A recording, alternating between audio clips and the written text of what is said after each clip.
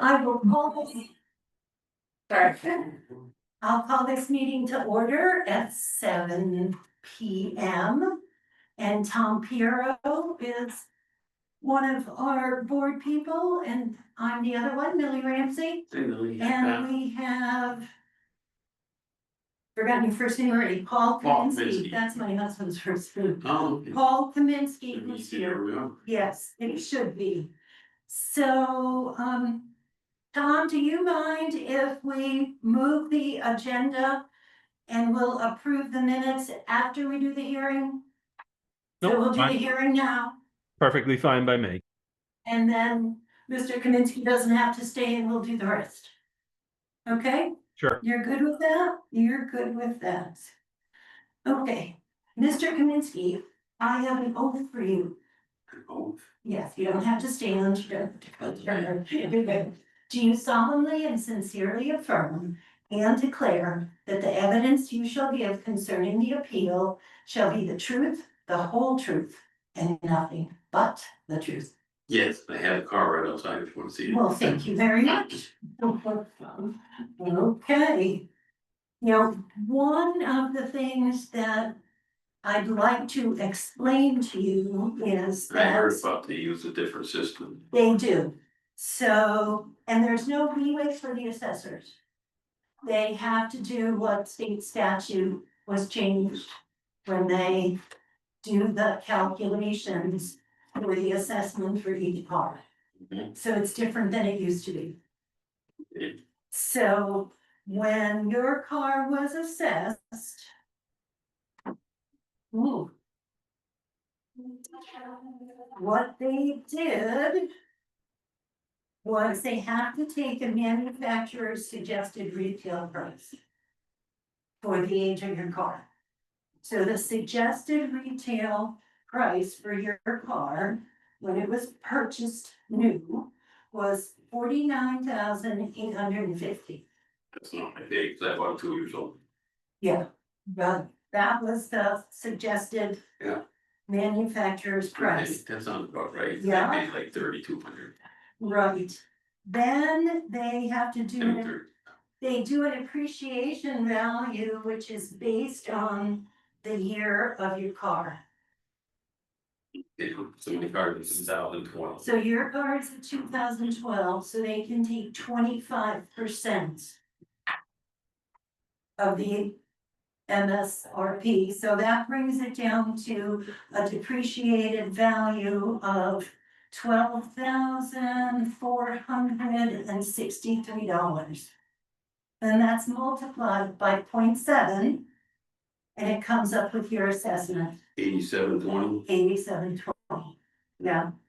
And they're really, state statute doesn't give the assessment Even if much. it's got wiggle 185,000 miles on it and it needs a lot of work. No, they cannot And take any of here's the that other thing too, I was looking, consideration. yeah, I was looking at last year was 6550. How did it appreciate $2,200 I can't explain that. with to more you. mileage and a year older? I can't explain that because that's happened to lots of people's vehicles. It's based on the information the assessors got from motor vehicle department. And the new calculations that they have to use in order to come up with an assessment. So they don't take mileage into They don't consideration. take any need repairs or anything. Not if they're maintenance kinds of repairs. I gotta do repair, I'm paying tax on that, and I'm paying tax on this, and it's just like, it's crazy, cause I was gonna go after last year, cause it seemed 6,500 was too much. Well, you can't backtrack, I know, so you can't go so after less. then it went up $2,200 in 1 year. Uh-huh. Because of the new way that they have to Well, calculate they're it. not doing it. Well, state Let's put it legislature this way, says. if you gave me this way. $3,000, I'd give you the card right now, Oh, okay? yeah, I was offered that when I bought my new car. uh-huh, I was offered 3,000, and I was like, nah, I ain't gonna take it. Then I'm not even getting my Carvana's offering me $1,200 for it. So I'm like, where do you come up with $8,700 for a 12-year-old car that's got 185,000 miles? It well, needs new tires, it needs muffler, it needs a front CV joint, the oil's leaking and the power steering's leaking. which unfortunately we can't take into account. That don't seem right. It doesn't seem right. So you're saying you can't do nothing?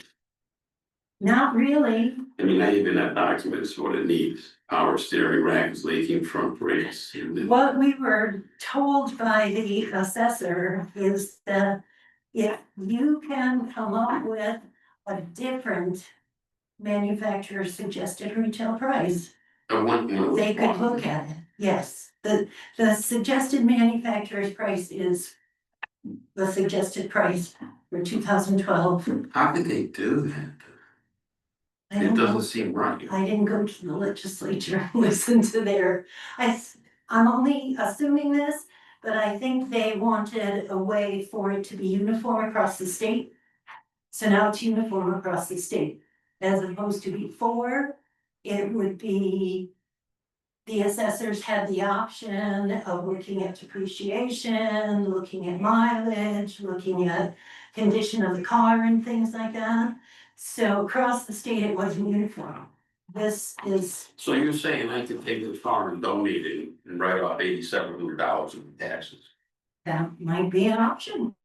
That's my next step. I'm gonna say you price it. Mhm. Yep, Okay, maybe that's my next step, just write off $8,700, actually $8,750. there's, Cause to me, I don't understand why it went up $2,200, that seems like a bit in 1 year. Especially when it's a year older and it's got another 15,000 miles. but it does have less miles than total mileage than a 12-year-old car would have if you did the average of 20,000 miles a year. I think it's 20,000 miles a year, I think that's kind of, I think it's like 15, but that's. yeah, Hmm. I wish we could be more helpful, but the state legislators sort of locked the assessor's hands and ours as well. I know National Public Radio accepts cars. Then why for do you even people. bother putting a thing in here saying that you could request to have it here? Why do you even bother? I don't know. That's a good question. It's a very good question. Do you know on there, Tom? Why you even bother having I appeal? I don't have an answer for you. Everybody's right to appeal, but sometimes it's But not I probably can appeal, worth but it. it's never gonna happen. Exactly. Right, and That maybe, doesn't seem right. and maybe the state legislature wasn't thinking about that when they passed this new statute and this new way of calculating it. So I think you should have the appeal then, if you can't, just say you can't appeal, So maybe the next time it will. cause you kind of wasted my time. Not only do I have to pay more, but you're wasting my time. Well, it was nice to meet you. And you learned something new about what we got. Yeah, I'm disappointed. Well, I'm sorry to help. Yeah, disappointed. All right, have a good day. You too.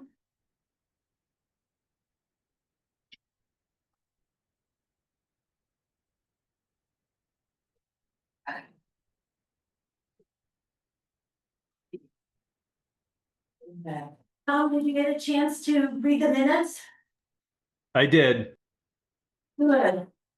Wanna go back to the agenda and make a motion to approve the minutes unless you saw something? No, everything looked good to me. I can approve. I can make a motion to approve. Okay, the minutes for September 13th, September 20th. And September 11th. And I'll second that motion. And we heard Mr. Kaminsky's appeal. That's that. And next we have the possible September meeting dates. Yeah, we don't have that now. I'm sorry. We don't need it since we have nothing to visit. That's the September date for. Oh, we need a if we special- needed another special meeting, Yeah. we don't. So we don't have to set that one, so that's done. Discuss and act upon the 2026 BAA meeting schedule. Tom, I'm not gonna be on the board again, and I don't think you are either. Nope, Are I'm you? retiring. Yes, and so am I, so we could just accept this calendar for the incoming board and be done with it? Yep, works for me. Okay, wanna make that motion? I motion to let be for the incoming board. That will accept the proposed meeting dates that are in this packet somewhere. They're at the last page. They're the last page.